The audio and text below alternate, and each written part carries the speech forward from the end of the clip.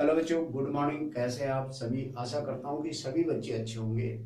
आज का टॉपिक है वो क्लास 12th की अकाउंटेंसी के चैप्टर फर्स्ट में से accounting for partnership form fundamental के अंदर बहुत ही इंपॉर्टेंट टॉपिक है। टॉपिक का नाम है इंटरेस्ट ऑन कैपिटल। तो देखिए, यहाँ पे काफी बच्चे जो है कंफ्यूज हो जाते हैं कि इंटरेस्ट ऑन कैपिटल है वो कितना लगाना है और कितना उसको क्या है एप्रोप्रिएशंस काउंट के अंदर दिखाना है।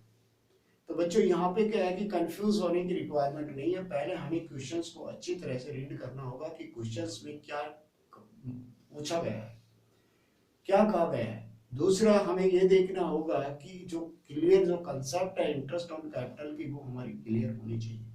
तो पहले हम इंटरेस्ट ऑन कैपिटल की जो कंसेप्ट है उसको क्लियर कर लेते हैं। तो देखिए, इंटरेस्ट ऑन कैपिटल है, इसको हम दो प्रकार से कंसिडर करते हैं।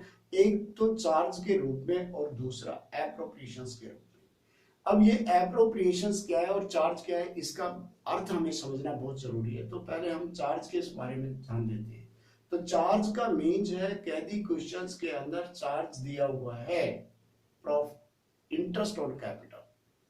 तो उस अवस्था में यदि क्वेश्चंस में लॉस दिखाया है या प्रॉफिट दिखाया हुआ है, उसको हमें मतलब नहीं है। हमें इंटरेस्ट ऑन कैपिटल एप्रोप्रिएशन में कंसीडर करना होगा पूरा। लेकिन यदि इसके अंदर एप्रोप्रिएशंस दिया हुआ है तो इसके संबंध में हमें दो बातें कंसीडर करनी होंगी। पहली बात तो ये है कि यदि फर्म के अंदर प्रॉफिट दिखाया हुआ है, प्रॉफिट दिया है, उसी केस के अंदर हमें इंटरेस्ट ऑन कैपिटल को है वो कंसीडर कर सकते हैं। दूसरी जो बात वो आती है वो ये आती है कि इंटरेस्ट ऑन कैपिटल है, उसे जितना प्रॉफिट दिखाया हुआ है प्रॉफिट से ज्यादा हम इंटरेस्ट ऑन कैपिटल को कैलकुलेट नहीं कर सकते। इट मींस लॉस की पोजीशंस में इंटरेस्ट ऑन कैपिटल प्रोवाइड नहीं किया जाएगा यदि एप्रोप्रिएशंस दिया हुआ है। तो इस को कंसेप्ट को समझने के लिए हमने यहाँ पर क्वेश्चंस डीके गोयल की बुक से लिया है। 34 है, जिसके अंदर 5 केसेस के माध्यम से हम इन कंसेप्ट को अच्छी तरह से समझने की कोशिश करेंगे।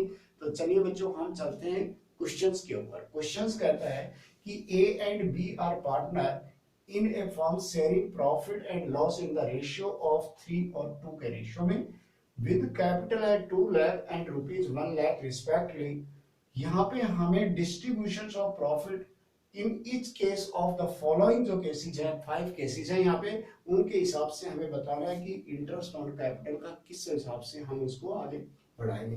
तो पहले केस में कहता है if the partnership deed silent as the interest on capital and the profit for the year के है कि कितना है 50,000। अगर पार्टनरशिप साइलेंट है तो हमें ये जानकारी पहले से है as per in absence of partnership deed. तो यहाँ पे हम क्या करेंगे कि इंटरेस्ट ऑन कैपिटल प्रोवाइड नहीं किया जाएगा। तो इंटरेस्ट ऑन, तो यहाँ पर जो जितना प्रॉफिट दिया हुआ है उसे क्या है कि पार्टनर्स में डिवाइड कर दिया जाएगा। तो इसके लिए हम एप्रोप्रिएशन बनाएंगे फर्स्ट केस में। तो यहाँ पे हमने बाय प्रॉफिट एंड लॉस को लेंगे 50,000 रुपए, और इसके अंदर जो अमाउंट है वो उनकी 50,000 है, या टोटल अमाउंट है वो डिवाइड कर दी जाएगी। ए के और बी के जो प्रॉफिट शेयरिंग रेशियो है वो 3 और 2 के रेशियो में क्लियर हो जाएगा।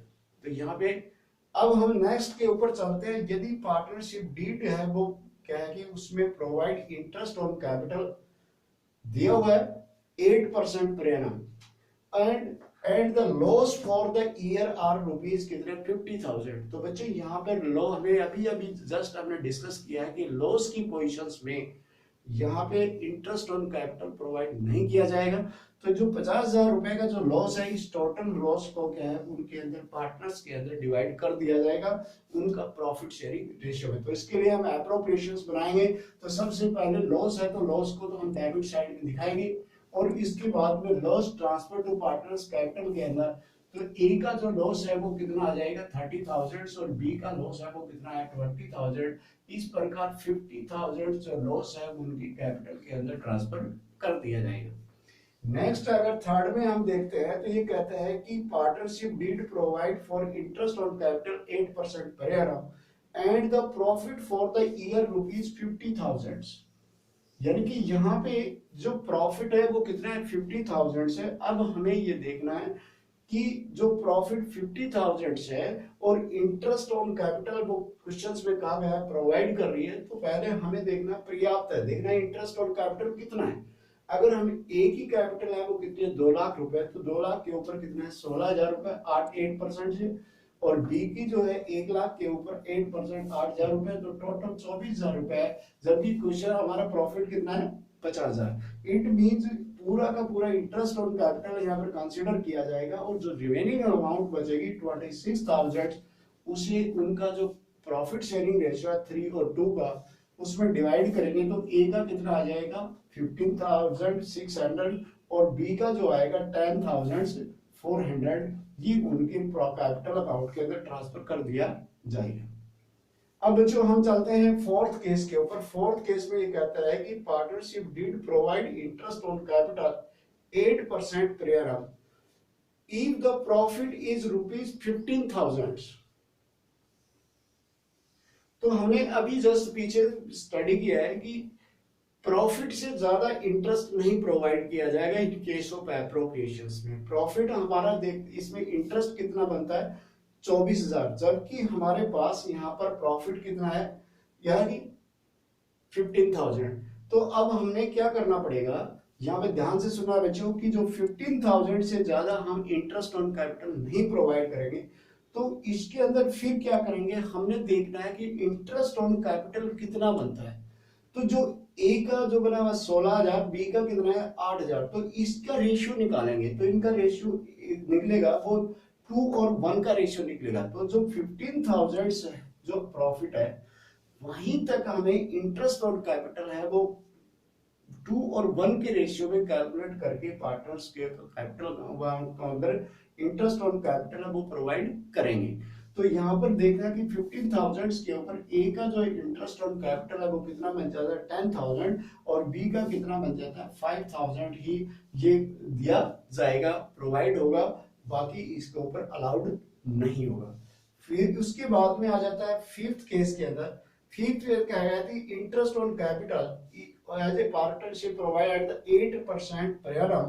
इसके अंदर even if the involves the form in loss, यानी कि लॉस होने पर भी ये जो है प्रोवाइड किया जाएगा। इस मींस ये चार्ज है बच्चों यहाँ पे। And the profit for the year कितना है 15,000, यानी कि लॉस होने की स्थिति में भी दिया जाएगा और प्रॉफिट कितना है 15,000। तो क्लियरली है कि हमें पहले प्रॉफिट दिखाना पड़ेगा, कितना है 15,000 रुपए प्रॉफिट दिखाएंगे।